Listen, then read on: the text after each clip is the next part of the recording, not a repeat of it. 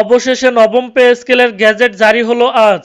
1:4 অনুপাতে নতুন বেতন কাঠামো কার্যকর, প্রধান উপদেষ্টা দিলেন সরাসরি নির্দেশ। সুপ্রিয় দর্শক, কী অবস্থা সবার? আশা করি সকলে অনেক ভালো আছেন। আজকের এই নিউজটি কিন্তু প্রকাশিত হয়েছে যুগান্তর পত্রিকায়। যারা সরকারি চাকরিজীবী আছেন তারা ভিডিওটি না টেনে সম্পূর্ণ ভিডিওটি দেখুন এবং আমাদের চ্যানেলটিকে এখনই সাবস্ক্রাইব করুন। আমাদের আজকের ভিডিও লাইক টার্গেট হচ্ছে মাত্র 300, তাই ভিডিও চলাকালীন একটি করে লাইক দিয়ে আমাদের টার্গেটটি এখনই পূরণ করে দিন। আজকের সবচেয়ে আলোচিত সংবাদ, অবশেষে প্রকাশিত হলো বহু প্রতীক্ষিত নবম জাতীয় বেতন স্কেলের গ্যাজেট। 1:4 অনুপাতে তৈরি এই নতুন কাঠামোতে সরকারি চাকরিজীবীরা পাচ্ছেন এক যুগান্তকারী পরিবর্তনের ছোঁয়া। দীর্ঘদিন ধরে বেতন বৈষম্য নিয়ে চলমান আলোচনার অবসান ঘটিয়ে প্রধান উপদেষ্টা আজ দিলেন চূড়ান্ত সিদ্ধান্ত। সরকারি চাকরিজীবীদের দীর্ঘ দাবি ছিল একটি সমন্বিত ও আধুনিক বেতন কাঠামো। অবশেষে সেই দাবি বাস্তবায়িত হলো।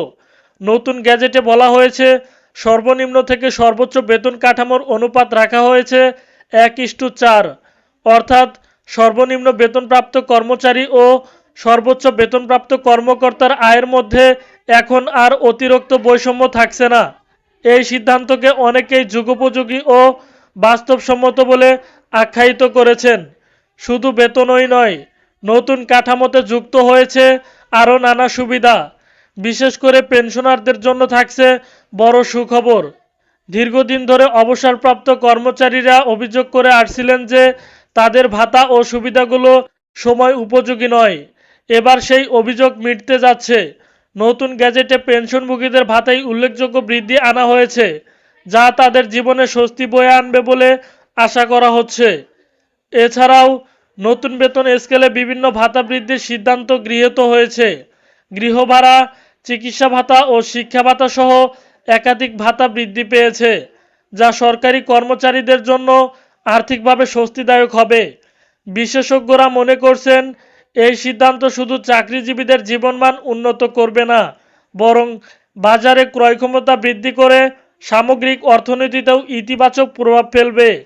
প্রধান উপদেষ্টা গ্যাজেট প্রকাশের সময় জোর দিয়ে বলেন, এই সিদ্ধান্ত নেওয়া হয়েছে দেশের সরকারি চাকরিজীবীদের দীর্ঘমেয়াদী স্বার্থ রক্ষার জন্য। আমরা চাই তাদের আর্থিক নিরাপত্তা নিশ্চিত হোক এবং তারা যেন সঠিকভাবে রাষ্ট্রের সেবা দিতে পারেন। তার এই বক্তব্যে স্পষ্ট বোঝা যাচ্ছে, সরকার এবার সত্যিই গুরুত্ব দিয়েছে সাধারণ কর্মচারী থেকে শুরু করে কর্মকর্তাদের জীবনমান উন্নয়নের দিকে। অন্যদিকে নতুন বেতন কাঠামো নিয়ে সাধারণ মানুষের মাঝেও তৈরি হয়েছে আলোচনার ঝড়। অনেকেই মনে করছেন, কর্মচারীদের বেতন ও ভাতা বাড়লে তাদের জীবনযাত্রার মান উন্নত হবে, তেমনি পণ্যের বাজারেও এর প্রভাব পড়বে। বিশেষত ভোক্তা বাজারে পণ্যের দাম বৃদ্ধির আশঙ্কা থাকলেও অর্থনীতিবিদরা বলছেন, সঠিক বাস্তবায়ন করা গেলে এর প্রভাব ইতিবাচক হবে। তবে শুধু সুখবরই সীমাবদ্ধ নয়। এই গ্যাজেট নতুন কাঠামোর ফলে কর্মচারীদের দায়িত্ব ও জবাবদিহিতাও বাড়বে। বিশেষজ্ঞরা মনে করছেন, সরকারি সেবার মান উন্নয়নে এটি গুরুত্বপূর্ণ ভূমিকা রাখবে। কারণ যখন একজন কর্মচারী যথাযথ বেতন ও সুবিধা পান, তখন তিনি তার কাজের প্রতি আরও বেশি মনোযোগী ও দায়িত্বশীল হয়ে ওঠেন। এছাড়া নতুন স্কেলে বিভিন্ন গ্রেডে সুষম বণ্টন করা হয়েছে।